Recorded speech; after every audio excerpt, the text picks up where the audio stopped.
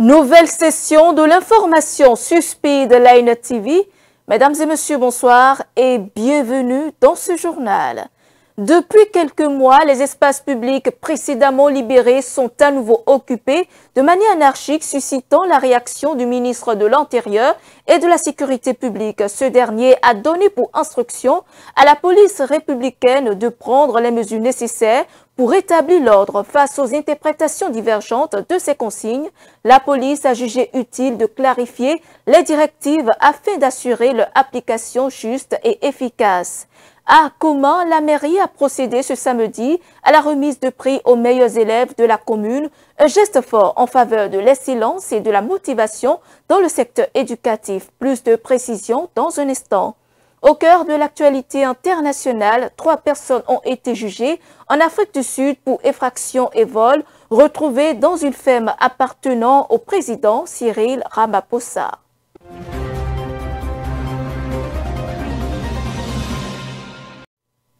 Face à la réoccupation anarchique des espaces publics, à la circulation chaotique des véhicules à bras, à la divagation des animaux domestiques et à l'émergence d'urinoirs improvisés, le ministre de l'Intérieur et de la Sécurité publique a instruit la police républicaine d'agir de manière coordonnée pour rétablir l'ordre public. Suite à des interprétations divergentes de ces directives, la police républicaine a tenu à apporter des clarifications essentielles pour une application juste et efficace des mesures. Suivons. Il est constaté depuis un certain temps la réoccupation anarchique des espaces publics précédemment libérés, annihilant ainsi les efforts consentis pour rétablir l'ordre public dans ce sens. De même, s'observe la circulation anarchique des véhicules à bras sur les axes asphaltés et leurs trottoirs, non seulement en perturbant la libre circulation des piétons, mais aussi en exposant des produits prohibés, devenant ainsi une source d'insécurité. Par ailleurs, dans les grandes villes du pays, il s'observe aussi l'exposition anarchique des pneus usagés le long des artères. Cela constitue une source non négligeable de pollution à laquelle viennent s'ajouter la divagation des animaux domestiques, la prolifération de la vente à la sauvette, ainsi que l'émergence des urinoirs improvisés à ciel ouvert dans les espaces publics. Tous ces constats portent atteinte à l'ordre public dans ses différentes composantes, à savoir la sécurité publique, la tranquillité publique, la salubrité publique et environnementale. Devant ces constats, le ministre de l'Intérieur et de la Sécurité publique a instruit la police républicaine à agir de façon coordonnée avec les différents acteurs pour préserver l'ordre public. À cet effet, il est procédé au retrait systématique des véhicules à bras, pneus, à la lutte contre la vente à la sauvette et la pollution environnementale. Aussi, les propriétaires et tenanciers des magasins, boutiques et débits de boissons sont-ils instamment invités à libérer les espaces publics et les trottoirs sous peine d'y être contraints. Par ailleurs, il est rappelé au public que la divagation des animaux domestiques dans les villes demeure interdite. Les populations sont donc invitées à mettre fin à ces violations et à coopérer activement avec les services de la police républicaine chargés d'assurer l'ordre public. Dans un communiqué daté du 19 août 2025, le ministre de l'Intérieur et de la Sécurité publique a évoqué la réoccupation anarchique des espaces publics précédemment libérés, la circulation anarchique des véhicules à bras sur les axes asphaltés et leurs trottoirs, l'exposition anarchique des pneus usagés le long des artères, la divagation des animaux domestiques dans les grandes villes, l'émergence des urinoirs improvisés à ciel ouvert dans les espaces publics. Face à ces constats, le ministre de l'Intérieur et de la Sécurité publique a instruit la police républicaine d'agir de façon coordonnée avec les acteurs pour préserver l'ordre public. Mais le centre de cette prescription n'a pas été très bien cerné par plus d'un, ce qui donne lieu à des interprétations aussi nombreuses que divergentes. Certaines allant jusqu'à conjecturer qu'elle donnerait plein pouvoir aux fonctionnaires de police d'abuser des populations. Une telle interprétation est évidemment erronée car la priorité de la police républicaine dans l'application de ces instructions, c'est la préservation de l'ordre public et non l'usage excessif de la force. L'accent est donc mis sur la discipline, la coopération et la compréhension mutuelle. Et puis, dans l'actualité politique, le Parti Les Démocrates exprime de sérieuses préoccupations concernant la délivrance du quitus fiscal aux potentiels candidats de l'opposition pour les élections générales de 2026 au Bénin. Le parti l'a fait dans une déclaration lue par Guy Mutokbe, secrétaire national à la communication, ce lundi à Cotonou. Suivons. Le quitus fiscal est utilisé pour nuire et neutraliser les adversaires politiques depuis les dernières élections législatives auxquelles le parti a pu difficilement, je dis bien difficilement, prendre part. Pour éviter que ces faits du passé ne se répètent, le Parti Les Démocrates a non seulement proposé des réformes à ce niveau, mais il n'a pas non plus cessé d'attirer l'attention des autorités sur le fait que pour les élections générales de 2026, l'administration tardait à ouvrir la plateforme liée à la gestion du quitus fiscal. Ainsi, plusieurs courriers ont été envoyés par le Parti Les Démocrates au ministre des Finances, de l'Économie et de la Coopération. Attention au directeur général des impôts, respectivement le 17 mars 2025 et le 8 août 2025, demandant expressément l'ouverture plutôt de la dite plateforme. L'ouverture de la plateforme de demande en ligne et de vérification de la validité de quitus fiscal ce vendredi 12 septembre 2025 n'a fait que renforcer les inquiétudes du Parti Les Démocrates selon lesquelles le quitus fiscal serait utilisé une fois encore comme une arme politique pour exclure, pour contrôler et enfin pour éliminer les adversaires politiques des échéances électorales de 2026. Sinon, comment comprendre qu'il soit demandé aux postulants sur la plateforme de préciser le type d'élection pour lequel la demande de quitus fiscal est faite? De plus, la plateforme oblige les citoyens à ne pas pouvoir faire la demande que pour un seul type d'élection. Cette limitation viole les dispositions du Code électoral car rien n'interdit à un citoyen de faire son dossier de candidature pour toutes les élections quand on sait que le dépôt des dossiers se fait à des dates différentes. La relecture du Code électoral après le rejet de la révision constitutionnelle avait fait constater un endurcissement des conditions d'éligibilité à l'Assemblée nationale et de présentation de candidatures à l'élection présidentielle pour le principal parti d'opposition, c'est-à-dire pour le Parti Les Démocrates. Cette précision, demandée aux postulants pour le quitus fiscal, laisse entrevoir une nouvelle épreuve pour les têtes de pont du Parti Les Démocrates. La précision demandée peut amener les autorités de l'administration fiscale à faire main basse sur certains quitus fiscaux, comme lors des précédentes élections. Le Parti Les Démocrates dénonce avec vigueur et fermeté cette énième machination et cette instrumentalisation de l'administration par les dirigeants du régime dit de la rupture. Alors que l'administration fiscale a mis du retard dans l'ouverture de la plateforme et que les jours s'égrènent, il s'observe alors une véritable course contre la montre, surtout en fonction du nombre élevé de candidatures pour les élections communales et municipales. Le Parti Les Démocrates lance un appel à la dépolitisation de tous les organes impliqués dans l'organisation des prochaines élections générales en République du Bénin.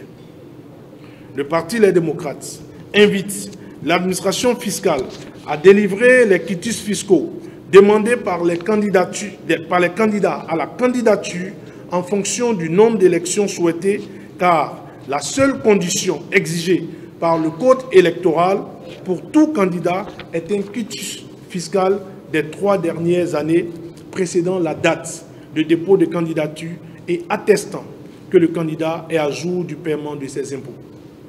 Tout citoyen à jour sur les 3 dernières années précédant la date de dépôt de candidature doit être capable de se porter candidat pour toutes les élections de son choix. Le Parti Les Démocrates rappelle à ses militantes et militants, au peuple béninois et à la communauté internationale que nous mettrons tout en œuvre afin de ne manquer aucune des élections, des 3 élections à venir pour la consolidation de notre démocratie chèrement acquise. Le Parti Les Démocrates lance la mobilisation générale de tout le peuple béninois afin que nul ne puisse être exclu arbitrairement. Abordons à présent le domaine de l'éducation. La rentrée scolaire 2025-2026 a effectivement débuté sur l'ensemble du territoire national. Dans le département du Mono, le lancement officiel des activités académiques a été effectué par Kalo Satou, directeur départemental des enseignements secondaires, techniques et de la formation professionnelle. Voici le reportage. Les écoles ont ouvert leurs portes depuis ce 15 septembre 2025 sur toute l'étendue du territoire national. C'est la rentrée scolaire 2025-2026. Dans le département du Mono, c'est le collège d'enseignement général 1 commun qui a abrité la cérémonie du lancement officiel des activités académiques. Ce matin, nous avons été très heureux, très émus de constater l'effectivité de la rentrée scolaire ici au CG 1 commun, avec le démarrage effectif des cours dans les cas de terminale, de première et de troisième. Des professeurs en situation de classe sont déjà en train de définir donc avec leurs apprenants le contrat pédagogique, sont déjà en train de définir avec leurs apprenants le programme d'études qui est même déjà mis au tableau, et ces élèves également en situation de classe sont déjà consciencieux, prêts pour démarrer donc l'année scolaire avec succès. Nous avons également constaté que des parents continuent également de venir pour faire l'inscription de leurs apprenants, et tout le dispositif est mis en place. Et merci vraiment au président Passy Talon, parce qu'on a démarré la rentrée avec déjà le tiers des subventions déjà mises à disposition pour les établissements. Vous voyez que c'est vraiment du sérieux, c'est merveilleux que déjà avec le début de la rentrée scolaire, les établissements qui sont à petit effectif peuvent déjà trouver un petit minimum pour démarrer, surtout dans les zones rurales un peu déshéritées, où c'est difficile aux parents de donner au moins les petites tranches, les premières tranches. Le gouvernement a mis à disposition de nos établissements, pour ce qui concerne mon département du Mono, que je connais très bien, la subvention, la première tranche de la subvention, le tiers déjà, pour que les activités puissent démarrer correctement. Merci donc au gouvernement pour cet effort. Cette journée a été marquée par le bruit des conversations, la joie des retrouvailles et le retour en classe. J'ai bien repris les classes, je suis contente, j'ai retrouvé mes amis. On a commencé le cours de mathématiques ce matin, de 7h à 10h. Je promets de donner le meilleur de moi-même pour que nous tous, on fasse 100% au BPC 2025 et que personne n'échoue. Avant la reprise, des activités ont été menées par les responsables d'école. Ils saisissent l'occasion pour saluer les efforts du gouvernement dans ce secteur. Déjà, pour les entrées en 6e, nous avons reçu 1038 élèves, nouveaux élèves pour les classes de 6e. Il fallait les répartir dans les classes, recevoir les parents pour leur inscription, les cas de transfert, les gérer, puisque nous constituons un collège à second cycle, le plus grand du département d'ailleurs, où nous recevons en classe de seconde des élèves du CG 4 commun, CG 3 commun et d'autres. Et donc, pour cela, il fallait effectivement s'assurer de leur présence effective à travers les transferts numériques sur EducMaster et pouvoir afficher les listes pour leur montrer que leurs dossiers sont acceptés. Donc il y a déjà une semaine, nous avions été conviés à nos journées de concertation, et juste après cela, le lundi passé, on a effectué la pré-rentrée. Donc le lundi passé déjà, moi qui suis ici, j'ai déjà à ma disposition mon emploi du temps et dès ce matin, j'ai transmis cela à mes apprenants et les cours ont réellement démarré. Donc je peux vous dire que tout a bien commencé et je peux déjà décerner un grand satisfait à tous les acteurs à divers niveaux qui ont contribué à cela. Les remercier pour tout ce qu'ils font pour l'école, pour les diverses réformes engagées dans le système éducatif dans notre pays. Et pour tout ce qu'ils ont mis à notre disposition comme bâtiment, comme enseignants. Et comme nous le constatons souvent, nous les avons, mais ça n'arrive pas à atteindre nos attentes. Nous reconnaissons déjà les grands efforts que le gouvernement du président Patrice Talon fait déjà à l'endroit des enseignants. Donc si le même gouvernement peut continuer dans la même lancée, ça nous ferait beaucoup plaisir. C'est parti pour 9 mois de travaux pédagogiques. Les élèves sont désormais invités à s'investir pleinement pour garantir de bons résultats en fin d'année scolaire. La mairie de Koma a organisé ce samedi une cérémonie de remise de prix en l'honneur des meilleurs élèves de la commune. Devenue une tradition au fil des années, cette initiative vise à distinguer les meilleurs élèves du CEP, du BEPC et du BAC, à encourager les élèves des classes intermédiaires, mais aussi à valoriser le travail des enseignants et des chefs d'établissement. Romaric Dossa et Innocent Sokmon pour le reportage. Les meilleurs élèves de la commune de Koma au titre de l'année 2025 ont été distingués par les élus locaux. Cet événement, devenu au fil des années une tradition, vise à les encourager à poursuivre leurs études avec ambition et détermination. L'année passée, ça voit que l'année passée, nous avons eu à le faire. Et cette année également, on a essayé de revoir le budget de manière à ce que le prix soit un peu consistant. Vous faites notre fierté. Sachez que là où nous ne sommes pas, vous devez vous comporter comme si nous qui sommes vos parents, nous étions là. Vous devenez nos ambassadeurs.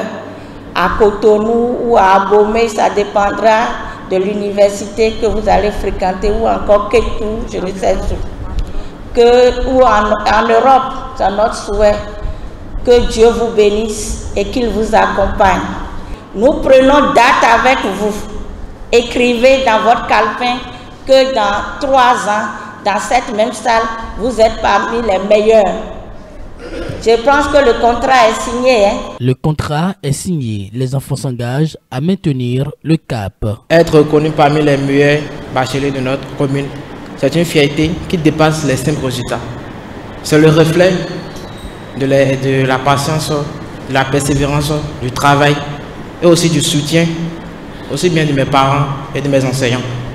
Que cette distinction soit un appel à l'excellence, au travail acharné, à la confiance en soi et à la persévérance. Les résultats obtenus sont le fruit de l'engagement collectif des acteurs impliqués. Il faut donc maintenir la flamme pour des résultats encore plus grands. Les parents qui ont cette chance de faire naître des enfants travailleurs sont plus à l'aise que tout le monde. Quand ton enfant travaille, tu n'as pas de soucis. Donc je voudrais me dire merci et remercier tous les élus, tous les administratifs de la commune de Koma et dire aussi que voilà, et ceux qui vont démarrer les rentrées dans les collèges tout à l'heure, les parents sont là, on sera avec eux. Maintenant, ceux qui veulent quitter pour aller à l'université, ça, c'est un autre monde. Les directeurs ne seront plus là. Les professeurs ne seront plus là. Ça veut dire que dans cette chaîne, le seul maillon qui reste, c'est les parents, dont le suivi, l'entretien, tout ce qu'il faut pour ces enfants, ça revient aux parents. Je vais demander à tous les parents de savoir que c'est une autre étape du système éducatif qui commence pour nos enfants qui ont le bac cette année. C'est pour dire que après tout ce qu'on fait ici, la suite pour nos étudiants, nous devons tous veiller à ça. Cet événement aura permis de renforcer les liens entre acteurs de l'éducation et de la communauté et de promouvoir l'éducation comme un bien commun et un facteur de développement local.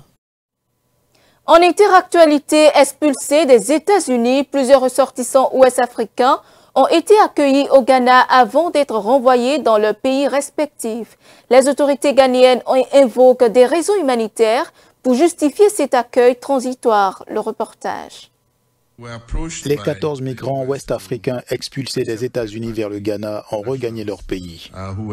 Les autorités ghanéennes avaient accueilli ces personnes en évoquant des raisons humanitaires et sans aucune compensation financière selon le gouvernement. Nous aidons simplement nos frères et sœurs. Nous intervenons uniquement pour des raisons humanitaires afin d'exprimer la solidarité panafricaine qui fait la renommée du Ghana. Nous devons donc être considérés comme un pays qui souhaite venir en aide à ses compatriotes africains. C'est pourquoi nous avons fait clairement savoir aux Américains que nous n'accepterions pas un seul dollar. Nous n'en voulons pas, car cela implique une charge financière. Les accueillir, s'occuper de leur hébergement et tout le reste avant leur retour dans leur pays.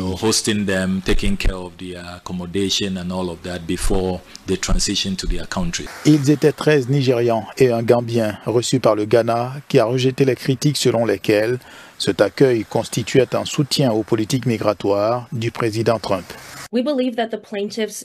Nous estimons que l'expulsion des plaignants vers le Ghana n'était pas conforme au principe d'une procédure régulière. Ces personnes n'ont pas été informées de leur destination. Elles ont simplement été réveillées au milieu de la nuit dans leurs cellules, des centres de rétention de l'ICE, à travers les États-Unis, puis amenées vers un seul centre de détention de l'ICE, avant d'être mises dans un avion sans savoir où elles allaient.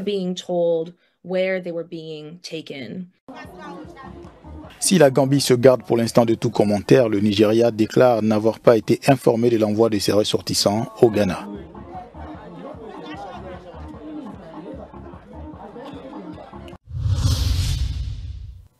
Des individus ont comparu ce lundi devant la justice en Afrique du Sud, accusés d'avoir cambriolé une ferme appartenant au président Cyril Ramaphosa. Ils auraient dérobé 580 000 $ en espèces. Ce vol a déclenché un scandale national connu sous le nom de Farmgate, mettant en cause le président lui-même soupçonné d'évasion fiscale. L'affaire a sérieusement menacé son métier au pouvoir. Le reportage. En Afrique du Sud, 3 personnes ont été jugées pour effraction et de vol de 580 000 $ américains. Les billets étaient dissimulés dans un canapé de ferme animalière appartenant au président Cyril Ramaphosa. Lundi, les accusés qui étaient des employés de la ferme ont plaidé non coupables des chefs d'accusation lors de la première journée du procès. Le président se retrouve ainsi au cœur d'un étrange scandale baptisé Farmgate qui a failli lui coûter son fauteuil après des allégations d'évasion fiscale, de blanchiment d'argent et de violation des lois sur les devises étrangères. Cyril Ramaphosa a également été accusé d'avoir tenté de dissimuler l'existence de cet argent, car le vol présumé a eu lieu en 2020, mais n'a été révélé que 2 ans plus tard. Le chef de l'État sud-africain qui a fait campagne sur un programme anticorruption a été innocenté et a échappé à une procédure parlementaire de destitution. L'homme fait toujours l'objet d'une enquête afin de percer le mystère autour de cet argent.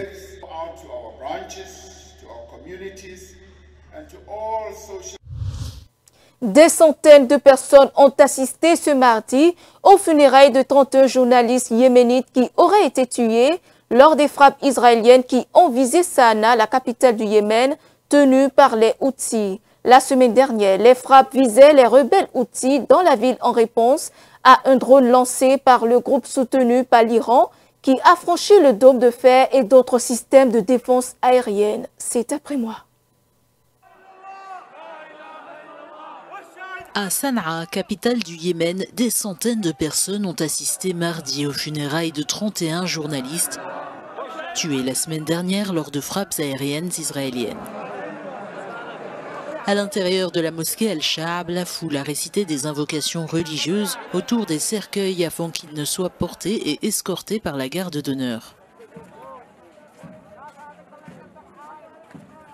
Mercredi dernier, Israël avait mené une frappe aérienne à Sanaa en riposte au lancement par les rebelles Houthis d'un drone qui avait pénétré la défense aérienne israélienne et atteint un aéroport au sud d'Israël. À Sanaa, des dizaines de personnes ont été tuées, parmi lesquelles figurent ces journalistes.